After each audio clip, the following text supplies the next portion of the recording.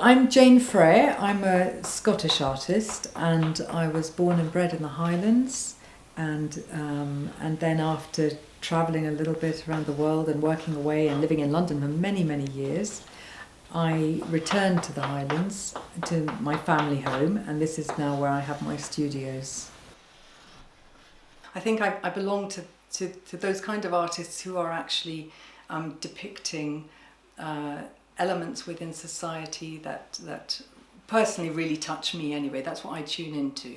So I find I gravitate towards subjects like that, subjects that hurt or subjects that fire me or make me very angry or whatever. And this whole political thing that's going on at the moment has made everybody angry, and it would be very difficult for me to do anything else at the moment. In the first referendum in 1975, the British people voted to stay in. But almost a third of those who voted wanted to leave. We can deliver that brighter future for this country with a deal that delivers a good relationship with Europe, but also enables us to have those other trade deals around the rest of the world as well. In 2014, when the people of Scotland were asked whether to remain in the United Kingdom, they voted to stay in the United Kingdom.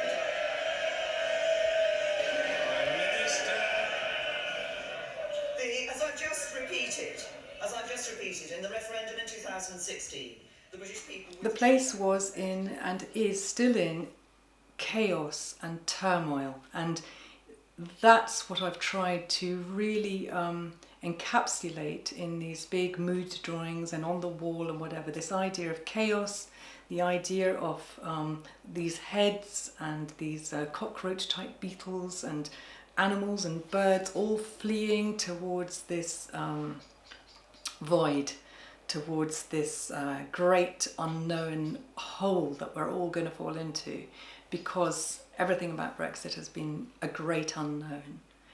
And there's one thing that human beings really can't cope with, and that's uncertainty. And when you get into uncertainty inside personal lives, or uncertainty inside families, uncertainty in communities, you get stress. It's the one thing that really causes incredible stress. So yeah, we've been a nation under considerable stress, and we still are, and we still don't know our future.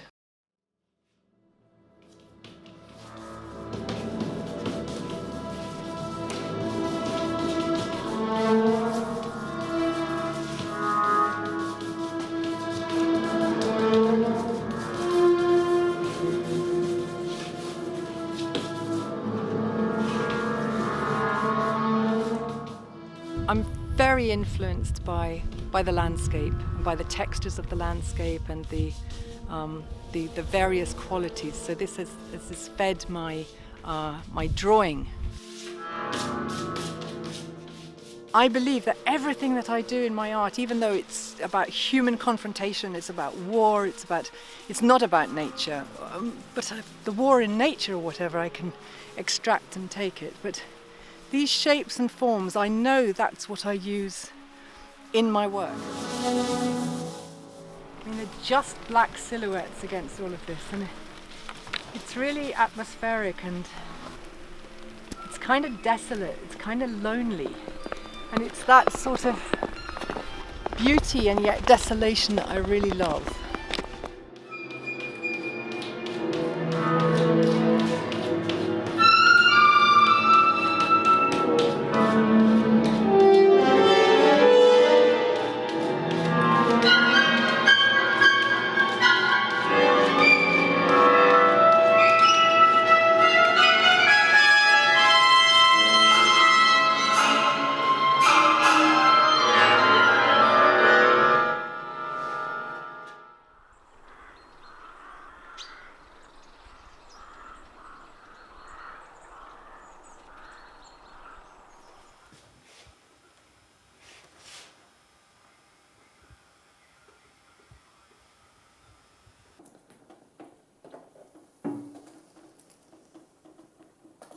I've kind of set up my studio upstairs, a bit like a backstage of a theatre, with its props and masks and mirrors and bits and pieces to play with. And I really like using mirrors because I can create incredibly surprising effects, and when I'm playing with masks, etc., they become very distorted, sometimes very grotesque, and then that feeds my imagination further, and then I can draw them into the various characters that I use in my works.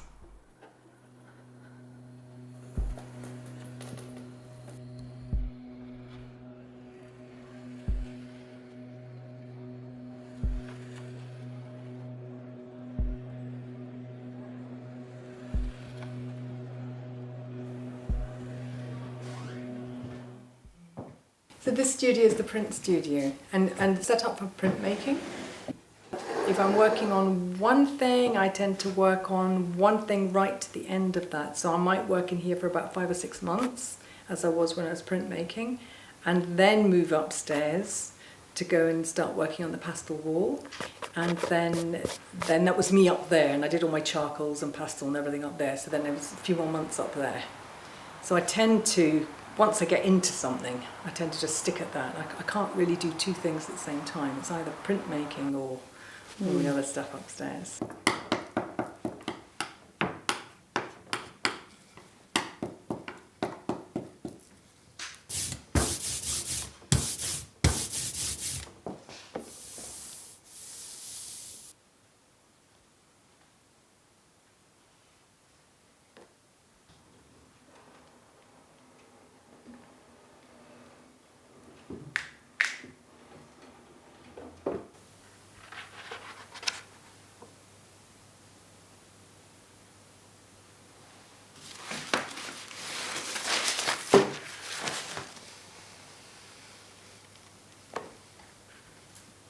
No, there's no pressure up there, you see.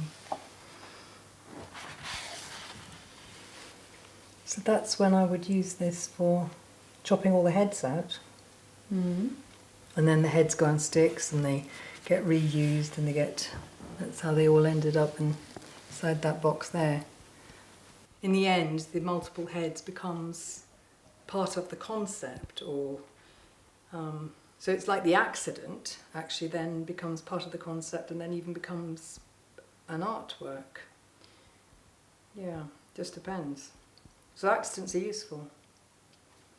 Yeah. And that's also how I arrived at so many of these kind of cockroachy type beetles, just by cutting out endless proofs, and then when you put them all together, you see what happens when they're all moving together, then they become something else. But the ideas on the wall gave the ideas to the print, and the print gave the ideas to the wall. So it's almost like the two studios were sort of interacting with each other and then working with the two different mediums. The one was giving to the other, in a sense.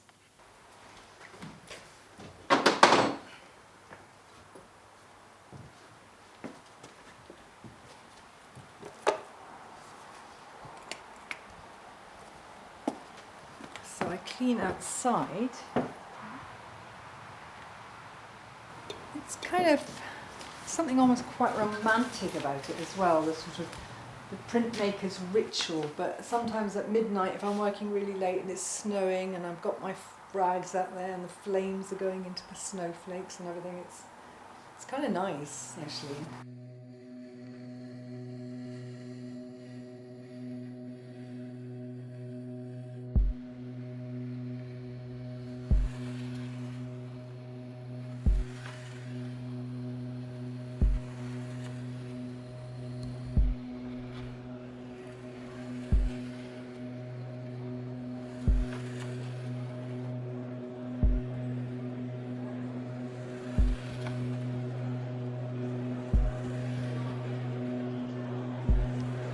Together, we will build a better Britain.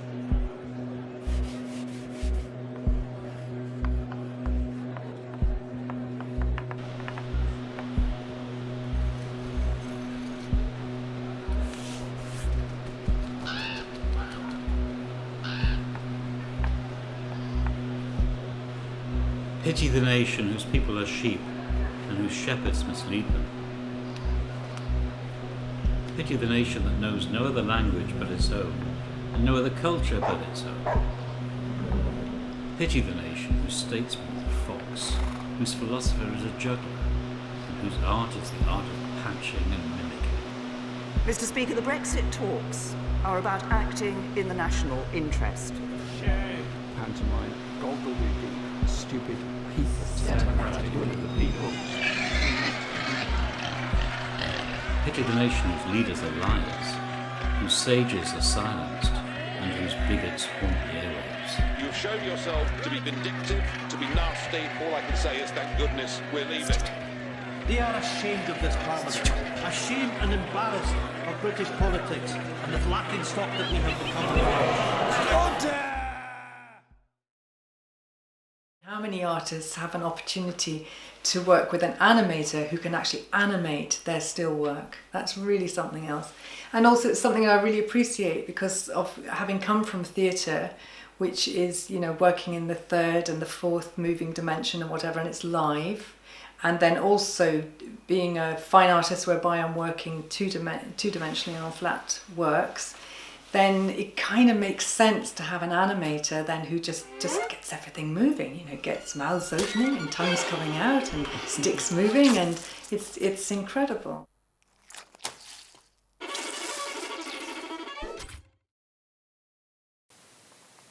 During the 100-day countdown to the original Brexit day, 29th of March 2019, I decided to record each day with an image. I was following the twists and turns of parliamentary debate and reading press reports avidly to enable me to get a sense of the mood of the nation as tensions grew and uncertainty seemed to permeate almost every level of society. I used a range of media, and with the help of Elway's infinite skills, he not only designed the multiple square postings on Instagram, but also had to manage me, ensuring that I was up to date with both the images and the day-by-day media bulletins. Finally, for the Summer Hall exhibition, we combined the daily texts, each a potted history with hashtagged words for added commentary, into a huge graphic, spiralling around a 2.5 metre wide print, which also reflected the void theme running throughout the exhibition. The whole text of the 100 days I put on one single line of text, going on an ever-decreasing size to accentuate the impression of going into something ever so... Into a void. Yes, exactly. It made quite an impactful result in the end because the piece was about 3 meters wide. I think it was 3 meters wide. It And was a you could massive print. Yeah, and you could actually read everything, even the very last word of the spiral, which right down in was the void. Regret. Actually. Yeah, regret. Is the last word regret? Yeah, the very last word of the regret. spiral of the whole thing is regret.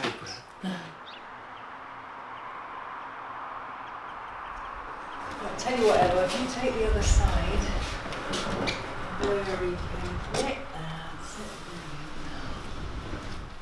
it. Deja vu, isn't it? Yeah. Much lighter. It is. Same fragility. You can't get through the door, can you? And With a slight angle. very slightly tilted. There we go. Well done. Pull back. Way. Perfect. Right.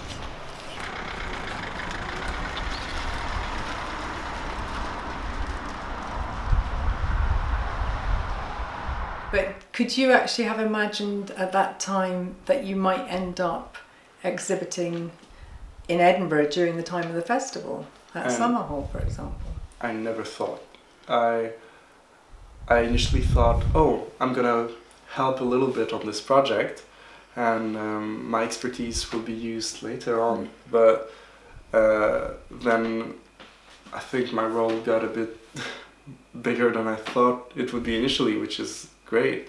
And then when we got the news about Summer Hall and the space that we would have, and that we would be shown during the festival, I was very pleasantly surprised.